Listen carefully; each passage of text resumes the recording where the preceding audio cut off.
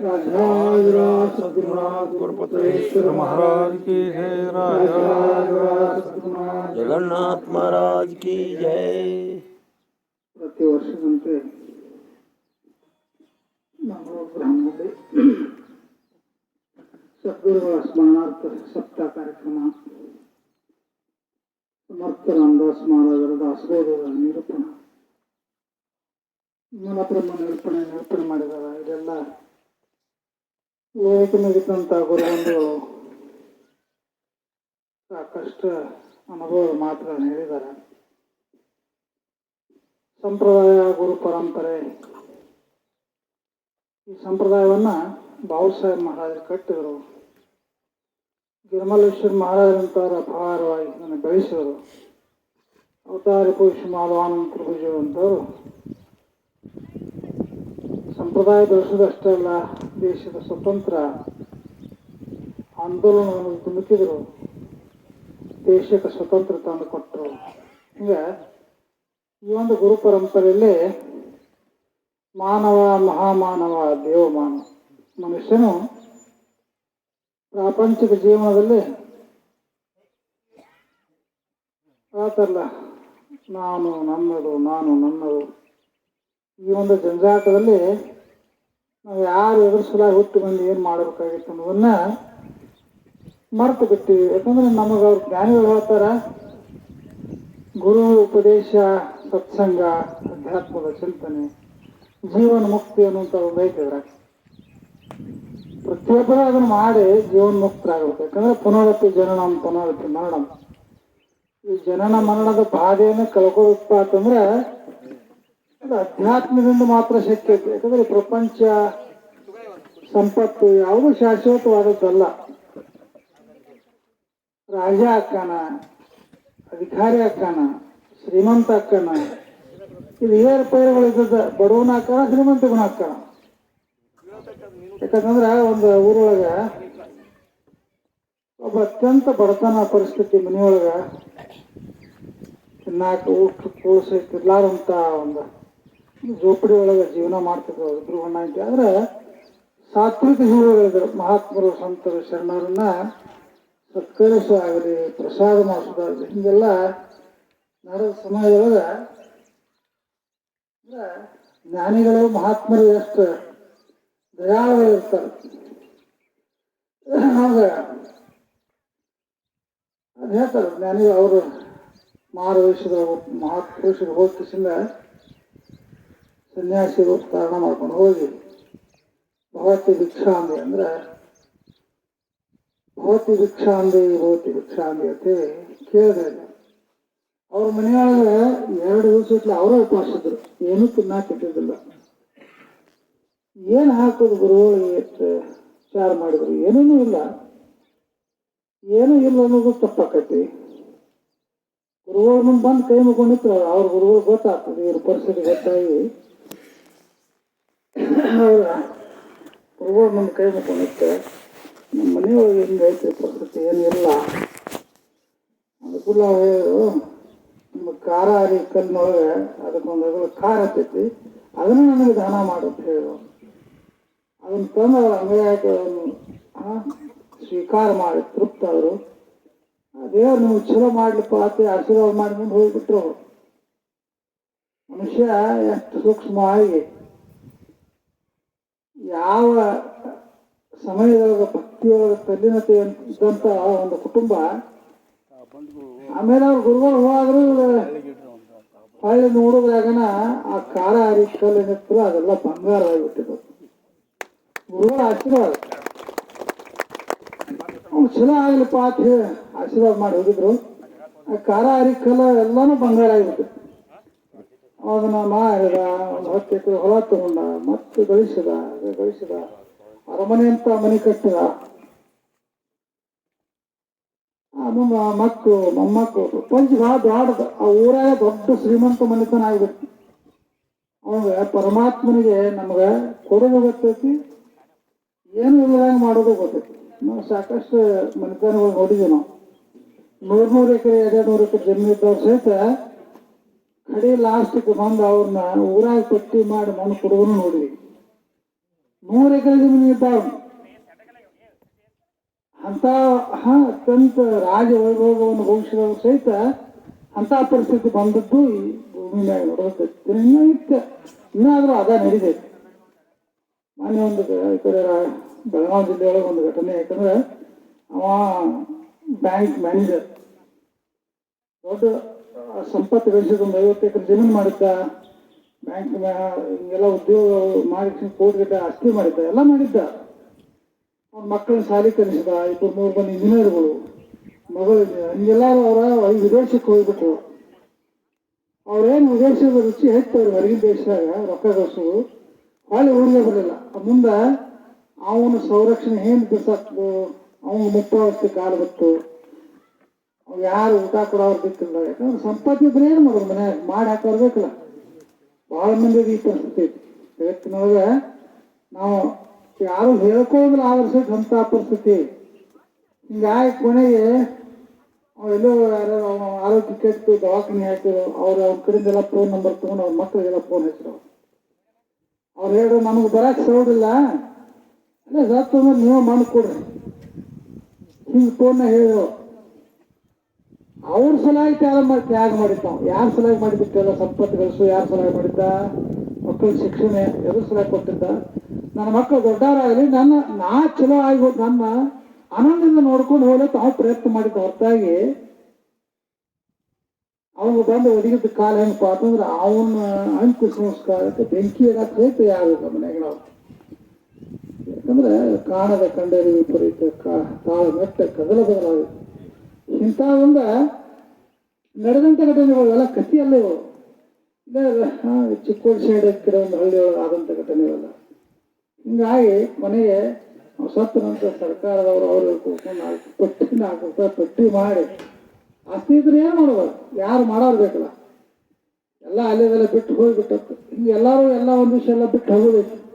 ಅದಕ್ಕೆ ಸ್ಥಿರವಿಲ್ಲೋ ಈ ಕಾಯ ನೋಡಿಕೋ ಘಟ ಇರೋರು ಗುರು ಏನು ಕೂಡಿಕೋ ಅಂತ ಜ್ಞಾನಿಗಳ ನಮಗೆ ಹಂಗೆ ಮಹಾತ್ಮ ಬಂದು ಹೋದಂಥ ಮನೆ ಅರಮನೆ ಆಯ್ತು. ಯಾಕಂದ್ರೆ ನೀ ಮೆಟ್ಟಿದರೆ ಪಾವನೆ ಇರ್ತಲ್ಲ. ಅರಮನೆ ಸಂಪತ್ತು ಬಂಗಾರದ ಹೋಗಿ ಆಯ್ಲಾಕೈತೆ ಅವ್ರ ಮನೆ. ಆಮ್ಯಾಗ ಒಂದು 10 ವರ್ಷ ಬಿಟ್ಟು ಮತ್ತೆ ಅದೇ ಗುರುಗಳನ್ನ ಮನೆ ಬಾಗಿಲಿಗೆ ಬಂದು ಅವಾಗ ಒಂದು 50 ಚೀಲಕ್ಕೆ ಒಳಗೆ ಹಚ್ಚಿದ್ದ. ಅವರಿಬ್ರು ಗಣ ಹೆಂಡತಿ ತೂಗು ಮಂಚದ ಉಕ್ಕು ಹಾಕ್ತಿದ್ರು. ಸಂಪತ್ತಿತ್ತು. ಮತ್ತೆ ಅದೇ ರೀತಿ ಸಾದಾ ಸೀದಾ ಪರಮಾತ್ಮ ಬಂದು ಬಾಗಲ್ ಭಾವತಿ ದೀಕ್ಷಾ ಅಂದ. ಮನುಷ್ಯನ ಆಸೆ ಎಷ್ಟು ದುರಾಸೆ, ಎಷ್ಟು ನಮೂನೆ ಇರ್ತೈತಿ ಬದಲಾವಣೆ. ಆಸೆ, ಅತಿ ಆಸೆ ಇರಬೇಕು ಮನುಷ್ಯನಿಗೆ. ಆಸೆ ಇರೋದು ತಪ್ಪಲ್ಲ. ನಮಗೆ ಚಲೋ ಆಗ್ಲೂ ಆಸೆ ಬೇಕು, ಮತ್ತೊಬ್ಬರಿಗೆ ನಮ್ಮಿಂದ ಮತ್ತೊಬ್ರಿಗೆ ಚಲೋ ಆಗು, ಇದು ಆಸೆ. ದುರಾಸೆ ಅಂದ್ರೆ ನಂದು ನನಗ ಇಲ್ಲಿ ಅವನು ನನಗ ಪಾಡಾಕೈತಿ, ಇದು ದುರಾಸೆ. ಅತಿ ಆಸೆ, ಆ ದುರಾಸೆ ಅಂದ್ರಂತೂ ಮುಗಿದವತ್ತು ಅವನ ಮನೆತನ ನಟ್ಟಂಶ ಆಗಿ ಅದೆಲ್ಲ ನನಗ ಆಗಲ್ಲ, ಇದು ದುರಾಸೆ. ಆಸೆ ಭಾಳ ವ್ಯತ್ಯಾಸಗಳು. ಆಸೆ, ಅತಿ ಆಸೆ, ದುರಾಸೆ. ಹಂಗ ಅವ್ರಿಗೆ ಪರಮಾತ್ಮ ಕೊಟ್ಟಂತ ಸಂಪತ್ತು ಅವ್ರ ಸಿರಿ ಇದು ಕಲ್ಪನಾದಾಗ ಉಳಿಲಿಲ್ಲ. ಅವ್ರಿಗೆ ದುರಾಸೆ ಹೊಕ್ಕಬಿಟ್ಟಿತ್ತು.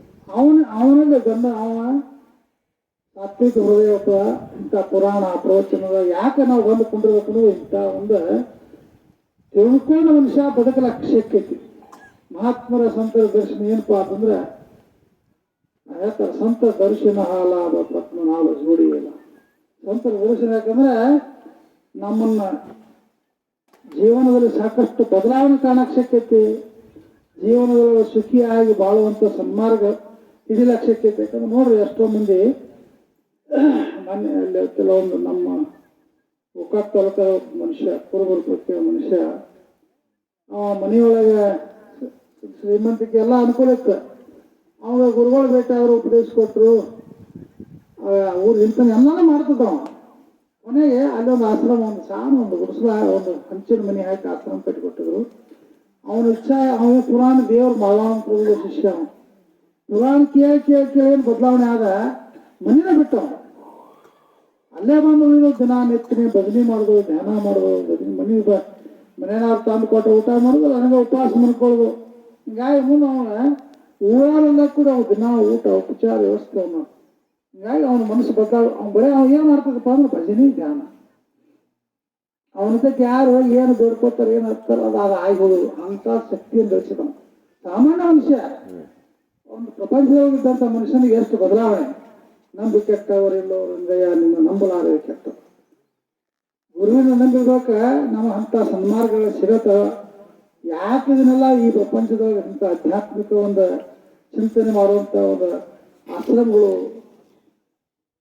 ಗುರುಕುಲಗಳು ಯಾಕೆ ತಯಾರಾಕಪ್ಪ ಅಂತ ನಮ್ಮ ಜೀವನ. ಯಾಕಂದ್ರೆ ಈಗ ಹೇಳ್ತಲ್ಲ ವಿನಾಶದಲ್ಲಿ ಜಗತ್ತು ಎಲ್ಲೋ ಮಹಾಯುದ್ಧ ನಡೆದೈತಿ.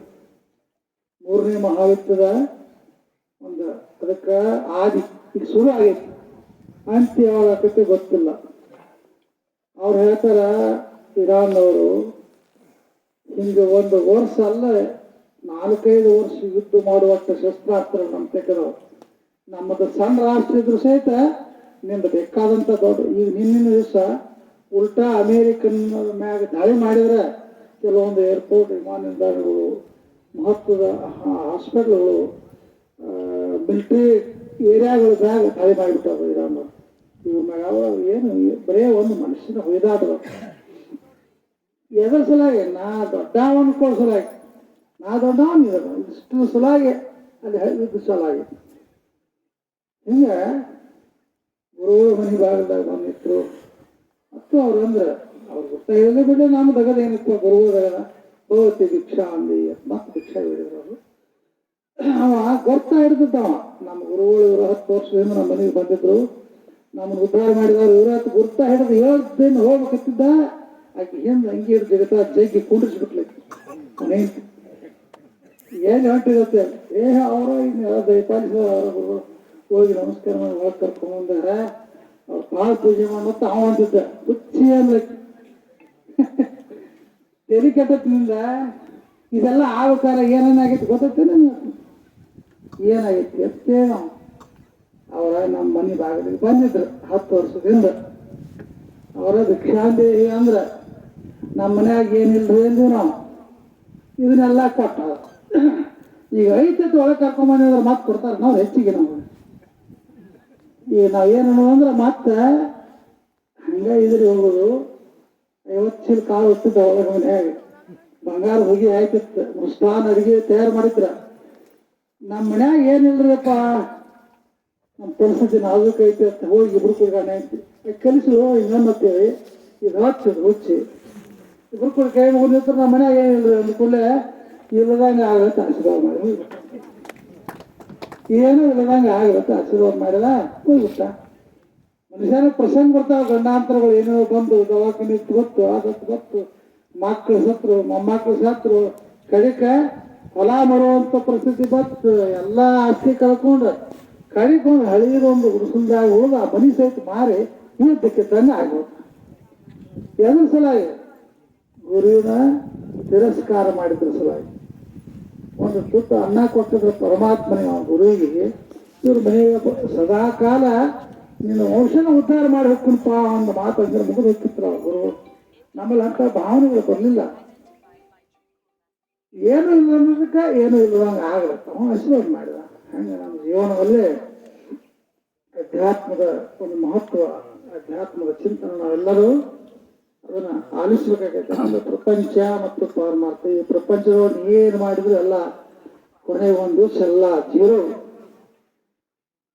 ಹುಟ್ಟು ಬದುಕು ಕೊನೆಗೆ ಮುತ್ತು ಆಮೇಲೆ ಸಾವು. ಇದು ಪ್ರತಿಯೊಬ್ಬರಿಗೆ ಜೀವನ ಚಕ್ರದಲ್ಲಿ. ಅದಕ್ಕೆ ಈ ಒಂದು ಸಮಯದೊಳಗೆ ನಾವು ಜೀವನಗಳು ಅಧ್ಯಾತ್ಮ ಜೀವಿಗಳಾಗಲಿಕ್ಕೆ ಪ್ರಯತ್ನ ಮಾಡಬೇಕು.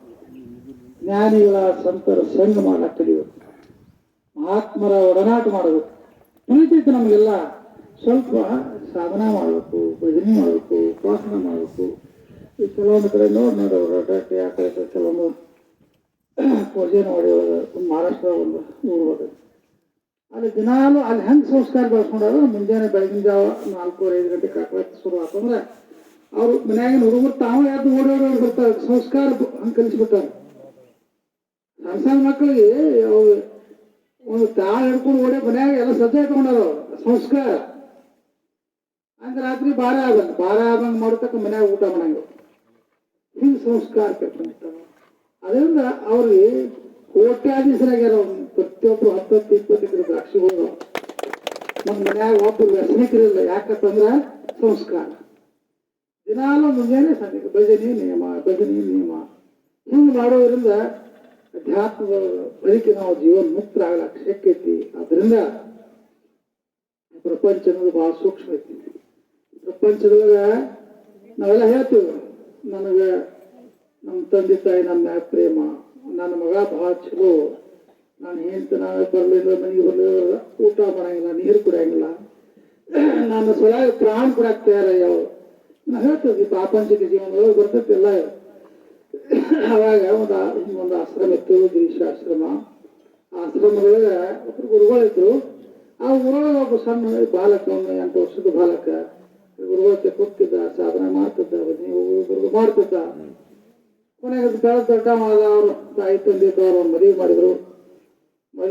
ಪ್ರಾಪಂಚಿಕ ಜೀವನ ಗೊತ್ತಿರ್ತದೆ ನಿಮಗೆಲ್ಲ ಮಾಡಿದವರು ಹೇಳಿ. ಆ ಪ್ರಾಪಂಚಿಕ ಜೀವನದಲ್ಲಿ ಅವ ಒಂದೊಂದು ದಿವಸ ಆಶ್ರಮಕ್ಕೆ ಹೋಗ್ಬಿಟ್ಟ. ಒಂದ್ ದಿವ್ಸ ಬಿಟ್ಟು ಒಂದ್ ದಿವ್ಸ ಬರಾಕತ್ತ, ಮುಂದೆ 4 ದಿವ್ಸ ಬಿಟ್ಟು ಬರಾಕತ್ತ, ವಾರಕ್ಕೆ ಒಂದು ಬರಾಕತ್ತ.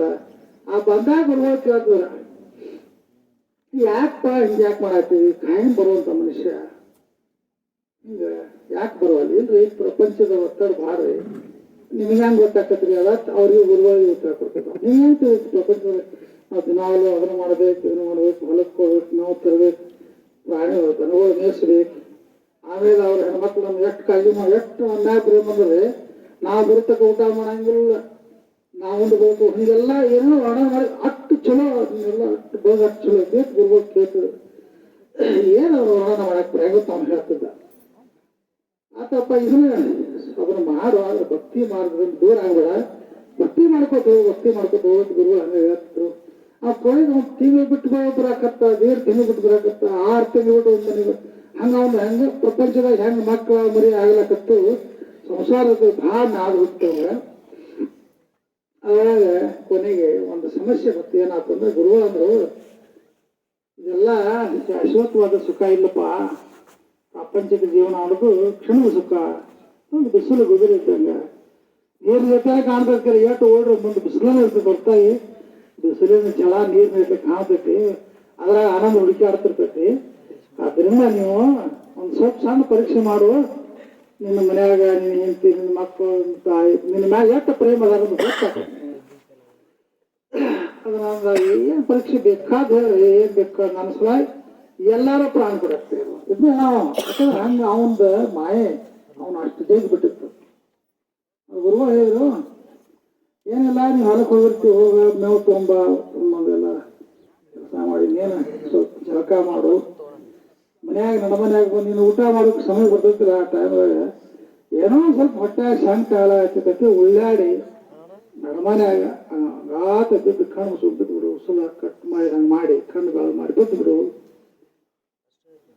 ಅಂದ್ಕೂಲ ಅವ್ರು ಹೇಳಿದ. ಹಂಗೆ ಮುಂದೆ ಏನು ಹಾಕತ್ ನೋಡು ಘಟನೆ ಅಂದ್ರು. ಹಂಗೆ ಮಾಡಿದ, ಎಲ್ಲ ಮಾಡಿ ಬಂದ, ಕೆಲಸ ಮಾಡಿದ, ಬಂದು ಜಳಕ ಮಾಡಿದ, ಊಟ ಮಾಡೋ ಟೈಮ್ದಾಗ ಲಟಪಟ ಒದ್ದಾಡಿ ಕಣ್ಣು ಬೆಳ ಮಾಡ್ಕೊಂಡು ಬಿದ್ದು ಬಿಟ್ಟ.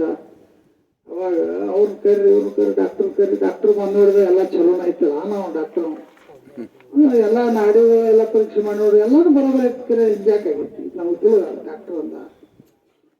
ಆಮ್ಯಾಗ ಮತ್ತು 4 ಮಂದಿ ಹಿರಿಯರು ಕೂಡ್ರಿ, ಆ ದವಾಖಾನೆ ಈ ದವಾಖಾನೆ, ಆ ದೊಡ್ಡ ದವಾಖಾನೆ ಸಣ್ಣ ದವಾಖಾನೆ, ಅದ್ರಾಗ ಹಿರಿಯ ಗಾಳಿ ನಾವು ಗಾಳಿ ಬಿಡಿಸೋ ಬಂದ ಏನೇನೋ ಏನು ಮಂತ್ರ ಹಾಕಿದ, ಪೌಡ್ರ್ ಹೋಗದ, ಅವ್ನು ಮಾಡೋದೆಲ್ಲ ಮಾಡಿದ. ಆದ್ರೆ ಗುರು ಶಿಷ್ಯರಿಗೆ ಸಂಬಂಧ ಎಷ್ಟಾಗ್ತದೆ? ಗುರು ಹೇಳಿದ ಪ್ರಕಾರ ನೋಡೋಣ ಹೋಗ್ತಾನೆ ನಾವು. ಅವಾಗೆಲ್ಲ ಮುಗಿತು, ಯಾವ ಔಷಧ ಹಾಕಿಲ್ಲ. ಕೊನೆಗೆ ಅವರು ಮನೆಯಾಗಿನವರು ಹಿರಿಯರೇನಂದ್ರು, ಒಂದು ಆಶ್ರಮ ಐತಿ, ಅಲ್ಲಿ ಗುರುಗಳಿದ್ರು, ಗುರುಗಳ ಮ್ಯಾಗ ಹೋಗ್ತಿದ್ದ, ಅವ್ರನ್ನ ಕರ್ಕೊಂಡ್ ಕೇಳೋಣ, ಅವರು ಏನ ಮಾಡ್ತಾರ, ಭಾಳ ಚಲೋ ಆಗೈತಿ ಅಂದ ಕೂಡಲೇ ಗುರುಗಳು ಕರ್ಯಾಕ ಹೋದ್ರು. ಗುರುಗಳು ಬಂದ್ರು, ಅವ್ರು ನೋಡಿದ್ರು ಇವನ, ಇದು ದೊಡ್ಡ ರೋಗ ಐತಿ, ಇದಕ್ಕೆ ಸಾದಾ ಔಷಧ ನಡೆಯಂಗಿಲ್ಲ, ಇದು ಏನಾಗತ್ತೆ ಗೊತ್ತಿಲ್ಲ, ಅವೇನು ಉಳಿದಾಗಿಲ್ಲ. ಅಂದ್ಕೂಡ ಅವ್ರು ಎಲ್ಲಾರು ಏನಂದ್ರು ಅಷ್ಟೊಟ್ಟಿಗೆ ದುಡ್ಡು ಸಾಕಷ್ಟು ಜಮೀನು 20-30 ಎಕರೆ ಜಮೀನು ಗಳಿಸಿಟ್ಟು. ಅವಾಗ ಇವ್ರು ಏನಂದ್ರು ಮನೆಯೊಳಗೆ 10 ಎಕರೆ ಜಮೀನು ನೋಡ್ರಿ ಅವ್ನ ಒಟ್ಟು ಉಳಿಸ್ಕೊಡ್ತೀವ್ರು. ಹೌದಪ್ಪ, ಅದೆಲ್ಲ ಬರೋಬರಿ ಇದ್ರೆ ಅಂತ ರೋಗನ ಮಾಡ್ಕೊಳ್ತೈತ್ಲ, ಏನ್ ಮಾಡೋದು? ಉಳಿ ಲಕ್ಷಣ ಇಲ್ಲ. ಏನ್ ಬೇಕಾದ್ರೆ ನಾನು ಬಂಗಾರ ಹೋಗ್ಲಿ ರೊಕ್ಕ ಅಟ್ಟು ಗಳಿಸಿಟ್ಟಿದ್ದ ಒಂದು 50-60 ಆಗಿದ್ದು ಅವೆಲ್ಲ ತೋರಿ ಏನ್ ಮಾಡ್ತಾರೆ ಅವ್ನು ಉಳಿಸಿದವರೆಲ್ಲ. ಅವ್ರ ಗುರುಗಳು ಮಾತಿದ್ರು, ಏನೂ ಬೇಕಾಗಿಲ್ಲ, ನಿಮ್ಮ ಹೊಲಾನು ಅಲ್ಲೇ ಇರಲಿ, ನಿಮ್ಮ ರೊಕ್ಕ ಅಲ್ಲೇ ಇರಲಿ, ನಿಮ್ಮ ಬಂಗಾರ ಅಲ್ಲೇ ಇರಲಿ, ಆದ್ರೆ ನನ್ನ ಹತ್ತಕ್ಕೆ ಒಂದು ಔಷಧ ಐತಿ, ಆ ಔಷಧ ತಂದು ಹಾಕಿದ್ರೆ ಅವ್ನು ಉಳಿತಾನ. ಆ ಔಷಧದಿಂದ ಮಾತ್ರ ಅವನು ಉಳಿಸಕ್ಕೆ ಅಂದ್ರೆ ಗುರುಗಳು ಲಘು ತಗೊಂಬರಿ ಅಂದ್ರೆ ಬೇಕಾದ ಖರ್ಚು ಲಘು ತಗೊಂಬರಿ. ಖರ್ಚಿಂದ ಮಾತಾಡಬೇಡ್ರಿ ಅಂದ್ರೆ ಗುರುಗಳು, ಖರ್ಚು ಏನು ಇಲ್ಲದ್ರೆ ಸುಮ್ಮ ನಾ ಹೇಳ್ದ ನೀವು ಕೇಳ್ಬೇಕಂದ್ರೆ ಏನ್ ಹೇಳ್ತೀರಿ ಹೇಳ್ರಿ, ಅವ್ನ ಸಲ ನಾವು ಪ್ರಾಣ ಕೊಡ್ತೀವಿ, ಇದನ್ನ ನಾವು ಹೇಳಿ ಮತ್ತೆ ಅವನು ಉಳಿತಾನ ನಾವು ಪ್ರಾಣ ಕೊಡ್ತೀವಿ ಅಂದ್ರೆ ಕೂಡಲೇ ಗುರುಗಳು ಆಶ್ರಮಕ್ಕೆ ಹೋದ್ರು, ಒಂದು ಔಷಧ ತಯಾರು ಮಾಡ್ಕೊಂಡ್ಬಂದ್ರು, ಅದೊಂದು ಗ್ಲಾಸ್ನ್ಯಾಗ ತುಂಬ್ಕೊಂಡ್ಬಂದ್ರು. ಲಘು ಹಾಕ್ರಿ ಅವ್ರು ಹತ್ತಿದ್ರು. ಹಂಗೆ ಹಾಕಾಕ್ ಬರುದಿಲ್ಲ ಅಂತ ಅವ್ರು ಗುರುಗಳು ಹೇಳ್ತಿದ್ರು. ಅಂದ ಕೂಡಲೇ ಇವರೆಲ್ಲ ಬಡ್ಕೊಂಡ್ ಹೋಗಿ ಮಾಡೋದು ನಡೆಸಿದ್ರಲ್ಲ, ಇದು ಔಷಧ ಬರ್ತತ್ತೆ ಮತ್ತೆ ಸಮಾಧಾನ ಅಲ್ಲೇ ಕೂತ್ರು. ಅವಾಗ ಗುರುಗಳು ಯಾರು ಮುಂದೆ ಬರ್ರಿ ಔಷಧ ಉಪಯೋಗ ಮಾಡ್ಬರಿ ಅಂತಂದ್ರು. ಅಂದ್ಕೊಂಡು ಹಾಕಿಲ್ಲ, ಅಲ್ಲೇ ಮಕ್ಕಳು ಹಾಕಿಲ್ಲ, ಅವ ಹಾಕಾಗಿಲ್ಲ. ಇದನ್ನ ನೀವು ಯಾರು ಇದನ್ನ ಔಷಧ ಕುಡಿಬೇಕಂತಂದ್ರು. ನೀವು ಯಾರು ಯಾಕ್ರಿ ನಾ ಅವ್ನು ಹೋಗಿತ್ರ ಜಟ್ಗಳು ನಾ ಯಾಕೆ ಔಷಧ ಹಂಗಿಲ್ಲದೆ ಈ ಔಷಧ ನೀವು ಯಾರು ಕೊಡ್ತಿಲ್ಲ, ನೀವು ಸಾಯ್ತೀರಿ, ಅವು ಉಳಿತಾನ. ಉಲ್ಟಾ ಔಷಧ ಹೇಳ್ಬಿಟ್ರಿ, ಔಷಧ ಕುಡಿಯೋರು ಸಾಯ್ತೀರಿ, ಅವು ಉಳಿತಾನ. ಅಂದ ಕೂಡ ಎಲ್ಲಾರು 10 ಮಾರು ಹಿಂಸರಲ್ಲ ಆ ಜನರಾಗಿಲ್ಲ. ಹೆಂಡತಿ ಬಡ್ಕೊಂಡು ಸಾಯ್ತದೆ, ಸಲ ಪ್ರಾಣ ಕೊಡ್ತಾನೆ. ಮತ್ತು ನೀನು ನೀ ಅವನ ಸಲ ಪ್ರಾಣ ಕೊಡ್ತೀನಿ, ಮತ್ತು ನೀನು ಅವನ ಸಲ ಎಲ್ಲ ತ್ಯಾಗ ಮಾಡ್ತಾನೆ, ಪ್ರಾಣ ಕೊಡ್ತಾನ, ನೀನು ಹಂಗೆ ಭಾಳ ಹಿಂಗೆ ಭಾಳ ಅವ್ನು ಹೇಳ್ತಿದ್ವ ನಾ ಮುಂದೆ, ನೀನೇ ಕುಡಿಯೋನು. ನಾ ಏನು ಮಾಡ್ರಿ, ಸಣ್ಣ ಮಕ್ಕಳು ಯಾರು ನಾ ಸಾಕ್ತಂದ್ರೆ ಯಾರು ಸಾಪನ್ ಅವರು ಅಂತ ಕೇಳು. ಆಕೆ ನಾ ಇನ್ನೊಂದು 4 ದಿನದಾಗ ಅದೇನೋ ಬದುಕೊಂಡು ರೊಟ್ಟಿ ತಿಂದು ಹತ್ತು ಹೋಗ್ತೀರಿ. ಅಲ್ಲೇ ಆ ಮುದುಕ್ ಕೊಡ್ತಾನ, ಮುದುಕಿಗೆ ಹಾಕಿರುತ್ತೆ ಆಯ್ತಾರಲ್ಲ. ಆ ಮುದುಕನ ಕೈ ಮಾಡಿದ್ರು ಅವ ಅಯ್ಯಪ್ಪ ನಾವು ಯಾರು ಏನಾಕ್ ಮಾಡೋದಕ್ಕೆ ನಮ್ಗೆ ಕೊಟ್ರೆ ಕೊಡ್ರಿ, ಬಿಟ್ರಿ ರೊಟ್ಟಿ ಕೊಡ್ಲಿಲ್ಲ ಅಂದ್ರೆ ಬಿಡ್ರಿ, ಯಾವ್ದಾರ ಆಶ್ರಮದಾಗ ಕೊಡ್ತೀನಿ ಬದುಕಿ ಸಾಯ್ತಾನು, ನಾ ಏನವಲ್ಲ ಅವನು ಒಂದ. ಆಮೇಲೆ ಸುತ್ತಾದ ಅವನ ಹಿಂತಿ ಲಾಸ್ಟ್ ಬಂದ್ಬಿಟ್ಟು ನೋಡ ಎಲ್ಲಾರು ಹೊಲತ್ತಾರು. ಅವ್ನು ಭಾಳ ಹೇಳ್ಯಾನು, ನಿನ್ನ ಹೆಸರು ಹೇಳ್ಯಾನು, ನೀ ಅಂತ ಎಲ್ಲ ತ್ಯಾಗ ಮಾಡಕ್ಕೆ ಸಿಕ್ಕಿದ್, ನಿನ್ಗೆ ಅನ್ನಿಸ್ರ ಎಲ್ಲ ತ್ಯಾಗ ಮಾಡಕ್ ಸಿಕ್ಕಿದಿಲ್ಲ. ಅದಕ್ಕೆ ಆ ಮಕ್ಕಳ ಇವೆಲ್ಲ ಮುಂದೆ ದೀಪ ಐತಿ ಮನೆಗೆ ಮುಂದೆ, ನೀನು ತಗೊಂಡ್ಬಿಡು ಅವ್ನು ಬದುಕಿಸ್ಬಿಡು ಮಾತಂದ್ರು. ನಾವು ಒಟ್ಟು ವಾಲಂದೆ ಸಣ್ಣ ಮಕ್ಕಳು ಇವನ್ನೆಲ್ಲ ನಾ ಯಾರು ಜೋಪಾನ ಮಾಡೋದು, ಅವ್ನು ಹೆಂಗೆ ಮಾಡ್ತಾವ ನೋಡಿ ಯಾರಿಗೆ ಗೊತ್ತಿತ್ತು. ಅದಕ್ಕೆ ಲಾಭ ಮಾಡ್ತೀವಿ. ಈಗ ಆ ಔಷಧ ತಗೊಂಡು ನಾ ಸತ್ತು ಅವನು ಉಳಿಸೋದ ಏನು ಅವಶ್ಯಕತೆ ಐತಿ? ಅವ ಹೆಂಗಾದ್ರೂ ಹೋಗೇ ಬಿಡ್ಲಂತ, ಅವ ಹೆಂಗಾದ್ರೂ ಹೋಗೇ ಬಿಡ್ಲಂದ. ಆಮ್ಯಾಗ ಗುರುಗಳು ಮಾತಾಡಲ್ಲ ಅಷ್ಟೇ. ನೋಡಪ್ಪ, ನಿಮ್ಗೆಲ್ಲರಿಗೂ ಬಿಟ್ಟು ನನಗೆ ಬಿಡಕ್ ಬರಂಗಿಲ್ಲ, ಕಡಿಕೆ ನಾನೇ ಕೂಡಿದನ ಅವನು ಬದುಕಿದೆ ನಮ್ದು ಗುರು ಅಷ್ಟು ಮಾಡಿದ್ರೆ ಹಾಕ್ಸಿಲ್ಲ ಹಾಕತ್ತೀನಿ ನಾನು. ಅಂದ್ರೆ ಯಾರು ನೆಗಬೇಕನಾರು ಗುರುಗಳು ಎಬ್ಸ್ಬೇಕು. ಯಾಕಂದ್ರೆ ಅವ ನೀ ಸಾಯಿ, ನಮ್ಮ ಮನುಷ್ಯನ ಉಳಿಸ, ಏನೋ 4 ದುಡ್ಡು ಬೇಕಾದ್ರೆ ತಗೊಂಡೋಗಿ ಜಗತ್ತಿನ ಪ್ರಪಂಚ ಹಿಂಗೆ. ಅವ ಗುರುಗಳು ಏನಪ್ಪ ಅಂದ್ರೆ ಏನು ಮಾಡಿದ್ರು ಅಂದ್ರೆ ಚಲೋ ತಂಗಿ ಹಾಲು ಕಾಸು ಅದ್ರಾಗ ಕೇಸರಿ ಬೆರೆಸಿ ಆ ಬದಾಮ ಪೌಡರ್ ಹಾಕಿ ಅದನ್ನೆಲ್ಲ ಅಳಗಾಡಿ ತುಂಬ ನಿಂತು ಗಟ ಕುಡಿದ್ರು. ಅವ್ನು ಬಂದು ನಂಗೆ ಕೊಡಿದ್ರು, ಎದ್ದು ಕೂತ ನೋಡಿದನೋ ನಿನ್ನ ಪ್ರಪಂಚ ನೋಡಿದ್ರೆ ಯಾರು ನಿನ್ನ ಸಲ ಪ್ರಾಣ ಕೊಡಕ್ಕೆ ಬಂದ್ರೆ ಹಂಗಪ್ಪ. ಯಾರೇ ನಾಳೆ ನಮ್ಮನ್ನ ಕೈ ಹಿಡಿದು ಕರ್ಕೊಂಡು ಈ ಜೀವನದ ಮುಕ್ತ ಮಾಡೋದು ಯಾರಾದ್ರೂ ಇದ್ರೆ ಯಾವ ಪ್ರಪಂಚ ಇಲ್ಲ ಎಂದಿಲ್ಲ. ಕೊನೆಗೆ ನಾವು ಸ್ಥಿತಿವಂತರು, ಸಂಪತ್ತು ನಮ್ಮಲ್ಲಿ ಇರುವವರಿಗೆ, ಸಂಪತ್ತು ಗಳಿಸುವವರಿಗೆ ನಮ್ಮ ಜಗತ್ತರ ನೋಡ್ಬೇಕು. ಎಲ್ಲ ಕಳ್ಕೊಂಡು ಕುಲ ಆದಂತ ನೀನು ಮನ್ಯಾಗ ಸಹಿತ ಬರ್ಬಿಡುದು. ಒಂದು ಪೆಟ್ಟು ಕೊಟ್ಟು ಯಾವ್ದಾರ ಒಂದು ಗುಡಿಗೆ ಕಳಿಸ್ಬಿಡ್ತಾನೆ. ಇಂಥದ್ದೊಂದು ಜಗತ್ತಿನಲ್ಲಿ ನಾವು ಎಲ್ಲ ಬದುಕಲಾಗ್ತೀವಿ. ಈ ಬದುಕನ್ನು ನಾವು ಸುರಕ್ಷಿತವಾಗಿ ಜೀವನ ಸಾಗಿಸಬೇಕು, ಸುರಕ್ಷಿತವಾಗಿ ಗುರಿ ಮುಟ್ಟಬೇಕು, ಕೊನೆಯ ಶ್ವಾಸ ನಾವು ಸ್ಮರಣೆಯನ್ನು ಮಾಡಿ ಬದುಕಬೇಕು ಅಂತ ತಿಳ್ಕೊಳಕ್ಕಾತಂದ್ರೆ ಇಂತಹ ವಿಶೇಷವಾದಂಥ ಗುರು ಪರಂಪರೆ ಆಶ್ರಮದಲ್ಲಿ ನಮ್ಮ ಜೀವನವನ್ನು ಸ್ವಲ್ಪ ಸಮಯ ಪ್ರಪಂಚದ ಜೀವನದಲ್ಲಿ ನಾವು ಎಷ್ಟೋ ತಾಸುಗಟ್ಟಲೆ ಅದಕ್ಕೆ 8 ತಾಸು 10 ತಾಸು ಕಾಯಿಗೆ ಕಲಿತೀವಿ, 4-5 ತಾಸು ವಿಶ್ರಾಂತಿ ಕಾಲ ಕಲಿತೀವಿ, ಇನ್ನೂ ಕೆಲವೊಂದು ಸಮಯ ಊಟ ಉಪಚಾರ ಕಾಲ ಕಲಿತೀವಿ. ಅವ್ರು ಗುರುಗಳು ಹೇಳ್ತಾರೆ, ನನಗೊಂದು ನಿನ್ನ ಎಲ್ಲ 24 ತಾಸು ಸಮಯ ನಿನಗೆಲ್ಲ ಐತಿ, ಅದರೊಳಗೆ ನನಗೊಂದು ಅರ್ಧ ತಾಸು ಕೊಡಪ್ಪ ಅಂತ ಪರಮಾತ್ಮ ಕೇಳ್ಕೊತ. ನಾನು ತೊಲಾಗಿ ಒಂದು ಅರ್ಧ ತಾಸು ಬಂದು ಭಜನೆ ಮಾಡಿ ಕೂತು ಧ್ಯಾನ ಮಾಡಿ ಹೋಗು, ನಿನ್ನ ಮುಕ್ತಿ ಮಾಡ್ಕೊಂತ ಹೇಳ್ತಾನೆ. ಮತ್ತೊಂದೇನಿಲ್ಲ, ನಿನ್ನ ಜೀವನ ಮುಕ್ತಿ ನೀ ಮತ್ತು ಜನನ ಮಾಡೋದ ನೀನು ಈ ಬಾಧೆನೇ ಕಳೆಯುವಂಥ ಶಕ್ತಿ ಇದ್ರೊಳಗೆ ಇದನ್ನು ಮಾಡು ಅಂತ ಹೇಳಿ ವ್ಯವಸಾಯ ಮಾಡೋರು ಹೇಳ್ಕೊತ ಬಂದರು, ನಿರ್ಮಲೇಶ್ವರ ಮಾಡೋರು ಹೇಳ್ಕೊತ ಬಂದರು. ಎಲ್ಲ ಜ್ಞಾನಿಗಳನ್ನು ನಮ್ಮನ್ನು ಬದಲಾವಣೆ ಮಾಡಿಸಲಾಗಿ. ಯಾಕಂದ್ರೆ ಜಗತ್ತು ಬಹಳ ಸೂಕ್ಷ್ಮ ಐತಿ. ಅಂತೆಂತ ನೋಡಿ ಮಣ್ಣೊಬ್ಬ ದೊಡ್ಡ ಉದ್ಯಮಿ, 1000 ಕೋಟಿಗಳ ಸಿಸ್ಟಮ್, ಬರೀ ಅವನ ಮನೆಗೆ IT ದಾಳಿ ಮಾಡೋರು ಬಂದದಕ್ಕಾಗಿ ತನ್ನ ರಿವಾಲ್ವಾರ್ಲಿ ತಾನು ಸುಟ್ಕೊಂಡು ಸತ್ತು. 1000 ಕೋಟಿ ಆಸ್ತಿ ಐತಿ. ಅದ್ರಾಗ ಒಂದು 10 ಕೋಟಿ ಖರ್ಚು ಮಾಡಿದ್ರ ಮತ್ತೆ ಜಾಮೀನು ಅವರು ಬರ್ತದ ಬೆಳೆದು ಕೊಟ್ಟ. ಕರೆ ಜೀವಕ್ಕನ ಕಿಮ್ಮತ್ತಿಲ್ಲಲ್ಲ, ಸಂಪತ್ತು ಗಳಿಸಿದ ಕರೆ ಮಾನ ಅಭಿಮಾನ ಅಲ್ಲಿ ಕಾಡ್ತಾವ. ಸಣ್ಣ ಬದುಕಿನಿಂದ ಒಬ್ಬ ಸಾಫ್ಟ್ವೇರ್ ಇಂಜಿನಿಯರ್ ಆಗಿ ಬೆಂಗಳೂರು ಹೋದ, ಈ ಕಡೆ ಇದ್ರ ಸೈಡ್ ನಾವು ಉಡುಪಿ ಮಂಗಳೂರು ಸೈಡ್ ಆ ಸೈಡ್ ನಾವು. ಆಮೇಲೆ ರಿಯಲ್ ಎಸ್ಟೇಟ್ ಇಂಥದ್ದು ಮಾಡಿ 1000 ಕೋಟಿ ಮನೆಯೊಳಗೆ 4 ಕೋಟಿ ರೂಪಾಯಿ ಒಂದು ಕಾರ್, 10 ಕಾರ್ ಇರ್ತಾವೆ. ಒಂದು 50 ಕೋಟಿ ಅಂತ ಖರ್ಚು ಮಾಡಿ ಮನೆ ಕಟ್ಟಿದ್ದು. ಇಷ್ಟೆಲ್ಲ ಅರಮನೆ ಅಂತ ಮನೆ, ಅಷ್ಟೆಲ್ಲ 1000 ರೂಪಾಯಿ ಆಸ್ತಿ, ಇದೆಲ್ಲ ತಂದು ಬಂದು ಬಾಂಧವರನ್ನ ಬಿಟ್ಟು ಒಂದು ಕ್ಷಣದಾಗ ಮಾನಕ್ಕೆ ಅಭಿಮಾನಕ್ಕೆ ಅಂಜಿಕೆ ತನ್ನ ರಿವಾಲ್ವರ್ ತಾನು ಸುಟ್ಕೊಂಡು ಸತ್ತ. ಇಷ್ಟೇ ಪ್ರಪಂಚ. ಅದರಿಂದ ನಾವು ನೀವೆಲ್ಲ ಸಮಯ ಬಹಳ ಬಿಸಿಲ, ನೀವೆಲ್ಲ ಯಾವ ಕಾರ್ಯಕ್ರಮ ಮಾಡಿ ಬಂದಿರಲಿಲ್ಲ. ಈ ಒಂದು ಸತ್ಸಂಗದ ಮಹಿಮೆ ನಾವೆಲ್ಲ ಅರಿಬೇಕು. ಯಾಕಂದ್ರೆ 70 ವರ್ಷಕ್ಕೊಮ್ಮೆ ಮಾಡ್ತೀವಿ ಅಂದಾಗ ಬದಲಾವಣೆ, ಸ್ವಲ್ಪ ಅದಕ್ಕೆ ಅಭಿವೃದ್ಧಿ, ಈ ಕಡೆ ಲಕ್ಷ್ಯ ಸಾಧಾರಣ ಏನೋ ಒಂದು ನಡೀತಿತ್ತು ಅಲ್ಲಿ, ಆಧ್ಯಾತ್ಮಿಕ ಚಿಂತನೆ ಅನ್ನುವಂಥ ಭಾವನೆಗಳು ನಮ್ಮಲ್ಲಿ ಬೇಕು. ಇದನ್ನು ಬೆಳೆಸ್ಕೊಂಡು ಹೋಗ್ಬೇಕಂದ್ರೆ ನೋಡೋದು, ಮೊನ್ನೆ 2 ಕೋಟಿ ಖರ್ಚು ಮಾಡಿ ಆಶ್ರಮ ಕಟ್ಟಾರ. ನೋಡೋದು ಬಂದಲ್ಲ ನೋಡಿ, ಪ್ರತಿ ವರ್ಷ ಸಪ್ತಾಹ ಬರ್ತಾರೆ. ಹೊರಗಡೆ ಸಪ್ತಾಹ ಬರ್ತಾರೆ ಅವರು. ವಾರ್ಷಿಕ ಶ್ರಾವಣ ಮಾಸದಲ್ಲಿ ಗಣೇಶ ಚತುರ್ಥಿ ಅಂದಾಗ ನಾವು ಮುಗಿದ ನಂತರ ಮುಕ್ತಾಯ ಕಾರ್ಯಕ್ರಮ, ಅಕ್ಷಯ ತೃತೀಯ ದಿವಸ ದೊಡ್ಡ ಕಾರ್ಯಕ್ರಮ ಆಗ್ತದೆ. ಲಕ್ಷಗಟ್ಟಲೆ ಮಂದಿ ಕೊಡ್ಬೇಕು ಅಂತ ದೊಡ್ಡ ಜಾಗ ಐತಂದ್ರೆ ಕುಂಡ್ಲಾಗ ಜಾಗ ಅಷ್ಟು ಮಂದಿ ಬರೇ ಹೆಣ್ಮಕ್ಳು ತುಂಬಿಟ್ಟಿರ್ತಾರೆ. ಒಂದು 10,000 ಜನ ಬರೀ ಹೆಣ್ಮಕ್ಳು ಇರ್ತಾರೆ. ಇದು ಊರು ಕೂಡಿ ಜಾಸ್ತಿ ಮಾಡಿದಂಗೆ ಮಾಡ್ತಾರೆ. ಈ ಒಂದು ನಿರ್ಮಲೇಶ್ವರ ಮಹಾರಾಜರ ಆಶ್ರಮ ಅದು. ಅಂದ್ರೆ ಇಷ್ಟೊಂದು ಗುರು ಅವನ ನಂಬಿದ ಮೇಲೆ ಅವನಂತೆ ಆಗದೆ ಭವನಕ್ಕೆ ಬಂದದ ಫಲವೇನು. ನಾವು ನಂಬಿ, ಗುರುವಿನ ನಂಬಿ, ಅವನ ಆಶೀರ್ವಾದದಿಂದ ಬದುಕಿ ಪ್ರತಿಯೊಬ್ಬರು ಈ ಒಂದು ಅಧ್ಯಾತ್ಮದ ಸಂಸ್ಕಾರಗಳು ಬೆರೆತು. ಯಾಕಂದ್ರೆ ಜಗತ್ತು ಬಹಳ ಕೆರಳಾಗ್ತೈತಿ. ಸಣ್ಣ ಸಣ್ಣ ಮಕ್ಕಳಿಗೆ ಒಂದ್ಸರ ಹಾಡಿ ಇಲ್ಲ ಆಗ್ತಾರೆ. ಅದೇ 14 ವರ್ಷ 15 ವರ್ಷದ ವ್ಯಸನಕ್ಕೆ ಜಾರಿ ಅವ್ರ ತಾಯಿ ತಂದೆ ಏನ್ ತಿಳ್ಕೊಂಡಿರ್ತಾರೆ, ನೀವು ನಾಳೆ ದೊಡ್ಡ ಅಕ್ಕನ ದುಡಿತಾನ, ಕಲಿತಾನ, ದೊಡ್ಡ ಅಧಿಕಾರಿ ಅಕ್ಕನ, ನಮ್ಗೆ ವ್ಯಾಪಾರ ಮಾಡ್ತಂತ ಅವ್ರ ಮ್ಯಾಗ ಆಸೆ ಇಟ್ಕೊಂಡಿರ್ತಾರೆ.